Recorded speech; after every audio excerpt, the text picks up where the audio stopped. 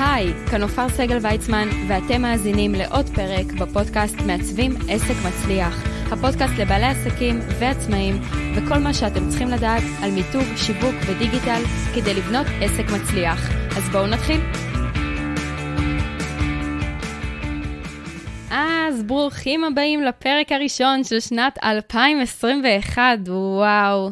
אני לא יודעת אם אתם יודעים, אבל בשני לשני הפודקאסט חוגג יום הולדת שנה, שזה ממש אוטוטו, כן? עוד חודש בלבד. וזהו, והפרק הראשון להיום הוא דווקא בנושא אתרים וכל מה שקשור לנגישות באתרים. זה נושא שהוא מרגיש די בחיתולים, אבל בפועל הוא ממש לא בחיתולים, ואפילו הוא יצא חוק לגביו לפני 3 שנים, זה כבר 4 שנים, ב-2017, והיה לנו באמת תקופת הסתגלות על איך להנגיש אתרים לבעלי מוגבלויות, לאנשים עיוורים או לקויי ראייה. כן, גם אנשים עיוורים גולשים באינטרנט, ומגיע להם שהאתר שלכם בעצם יוכל לפנות לכלל האוכלוסייה ולא רק לחלקה. אז חשוב לי לידע אתכם בכל מיני דברים. כל מי שיש לו אתר, הפרק הזה הוא סופר חשוב לו, כי אנחנו אוהבים לעשות את הדברים נכון כמו שצריך בצורה חוקית, במיוחד אחרי הפרק האחרון שהיה לנו עם זיו אנג'ל לגבי זכויות יוצרים, חוקים במדינת ישראל ודברים שחשוב לדעת.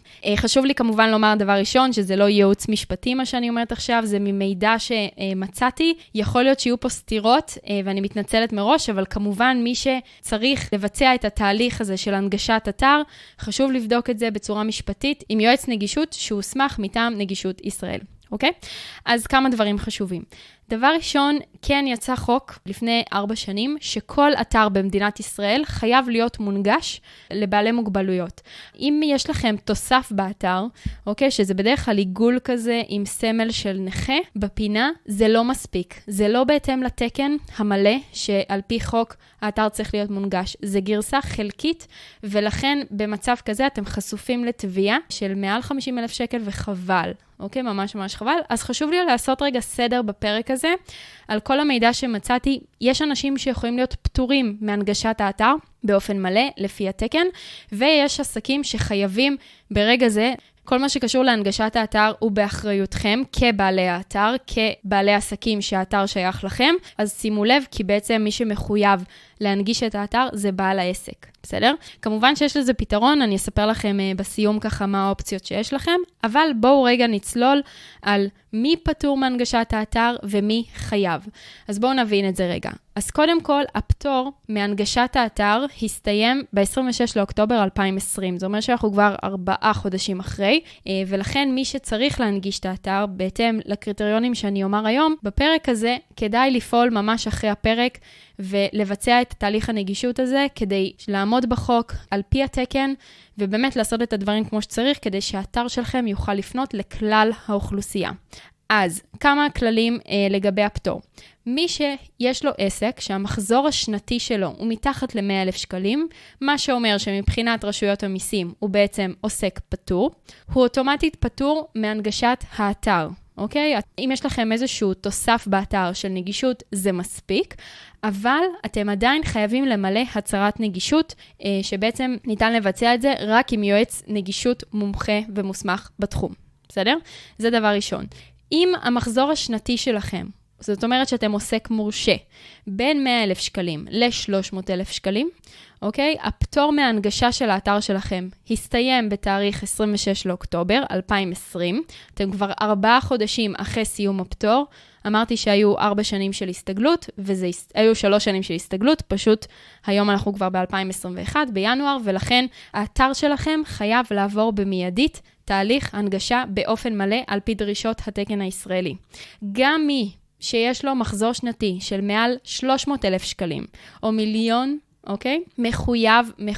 מחויב להנגיש את האתר. אז בעצם היחידים שפטורים מהנגשה מלאה של האתר, זה רק העוסקים הפטורים, על פי ההגדרות של רשות המיסים. בסדר? אוקיי, אז אני אסכם את זה רגע. עוסק פטור לא מחויב בהנגשה מלאה של האתר, תוסף באתר של נגישות זה מספיק, אבל הוא עדיין חייב שיהיה באתר את הצהרת הנגישות, שהיא תקפה וכוללת את כל התאמות הנגישות שבוצעו באתר, בסניף הפיזי ואת הפרטים של רכז הנגישות.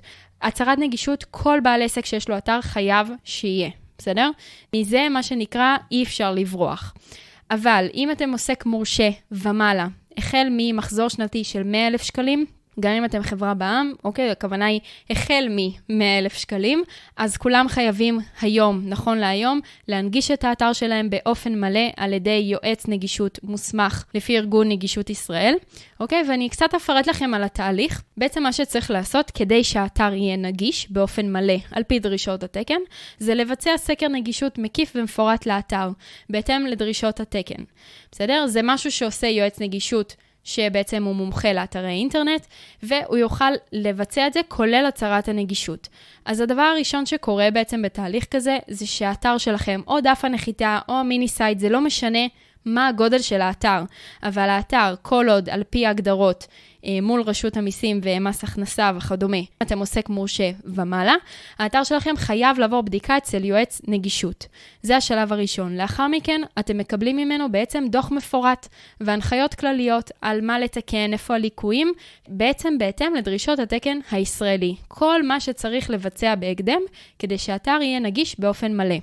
מה שקורה בשלב הזה, זה שכמובן היועץ נגישות בעצם מטפל בליקויים, מבצע את התיקונים, מתאים את האתר כדי לשפר גם את חוויית המשתמש. לרוב התכנים והעיצוב של האתר לא נפגע. בסדר? זה משהו שקורה מאחורי הקלעים. ולאחר בעצם כל התיקונים, יועץ הנגישות מבצע בדיקה חוזרת על כל התיקונים, מאשר אותם, ועל גבי דוח מסודר ומפורט, מה בוצע ומה שופר ואיפה היו כל הליקויים. השלב האחרון זה באמת כתיבת הצהרת הנגישות, מפורטת, בהתאם לדרישות התקן, וכמובן גם ההוספה של ההצהרה עצמה באתר. לא חוכמה לכתוב הצהרת נגישות אם היא לא מופיעה באתר. מבחינת עלויות, לפי מה שהבנתי, עלויות מאוד משתנות, כמובן בהתאם להיקף האתר, אם זה דף אחד, או אם זה 4 דפים, או שזה פורטל, או שזה אתר חנות עם המון מוצרים, תלוי בכמות התבניות והעמודים. אבל המטרה של הפרק הזה היא באמת לתת לכם את הידע הזה. שוב, זה לא ייעוץ משפטי, ואני לא, לי אין את ההסמכה הזו, ולכן חברתי למישהו שהוא כן יועץ נגישות מוסמך מטעם נגישות ישראל, כדי באמת לאפשר לכל מי שיש לו אתר וורדפרס, להנגיש את האתר שלו באופן מלא. אני יכולה לשתף אתכם שהוא כבר סיפר לי על מספר תביעות שהגיעו כבר, כן, יש כבר תביעות שמתנהלות כבר בבתי משפט מול בעלי עסקים שלא הנגישו את האתר שלהם, שבעלי מוגבלויות לא יכולים לגלוש באתר שלהם, זה לא מתאים לצרכים שלהם, של ליקויי הראייה, וחברים, חלק מהאוכלוסייה הם אנשים שבעצם יכולים גם הם להיות הלקוחות שלכם, ואתם מפספסים פה בעצם חתך מאוד גדול מהאוכלוסייה של לקוחות פוטנציאליים, ובלי קשר זה חוק, ואנחנו אוהבים לעשות הכל כמו שצריך, על פי החוק, על פי דרישות התקן. היו לנו 3 שנים של הסתגלות נקרא לזה, של תהליך כדי לבצע את זה, ומהיום כבר אין דרך חזרה מה שנקרא. זה מה שכתוב בחוק, נגישות ישראל ומדינת ישראל כמובן, בעצם קבעו את זה, ומכאן אנחנו צריכים לדאוג, להתאים, כדי בעצם לא להסתבך בכל מיני פרוצדורות, ולבזבז זמן וכסף מיותר. אז מי שיש לו אתר, וורדפרס, ולפי הקריטריונים שאמרתי בתחילת הפרק, מחויב בתהליך הנגשה מלא, יכול לפנות אליי, אני אשאיר פה איזשהו טופס שיצרתי במיוחד בשביל זה. תמלאו את הפרטים שלכם בטופס, אני אחזור אליכם במהלך השבוע, כדי באמת לתת לכם את הייעוץ הנכון על האתר שלכם עם הצעת מחיר מדויקת. כמו שאמרתי, אני עובדת ישירות מול יועץ נגישות מוסמך מטעם נגישות ישראל. על פי הקריטריונים הוא יתאים את האתר באופן מלא לפי דרישות התקן הישראלי, שזה מאוד מאוד חשוב. ידאג לכם גם ליצירת הצהרת הנגישות שצריך, כדי שהאתר שלכם יהיה נגיש על פי חוק ומסודר ומאורגן, ובעצם יתאים לכל סוג אוכלוסייה במדינת ישראל. אז חברים, אם אתם מכירים מישהו שהפרק הזה יכול לעזור לו או להועיל לו, זה סופר חשוב, תשלחו לו ותשתפו אותו, חפשו בגוגל, מעצבים עסק מצליח, כתבו לי בתגובות, מה חשבתם על הפרק, מה אהבתם, אם יש לכם שאלות, אתם יותר ממוזמנים לכתוב בתגובות, ואתם מוזמנים כמובן גם לקהילת מעצבים עסק מצליח בפייסבוק, קהילת המאזינים, כל הלינקים יהיו כאן בפרק, גם הטופס למי שצריך להנגיש את האתר ורוצה לקבל יותר פרטים כמובן, וגם הלינקים לקבוצת הפייסבוק של המאזינים. תודה רבה לכולם ונתראה בפרק הבא של מעצבים עסק מצליח.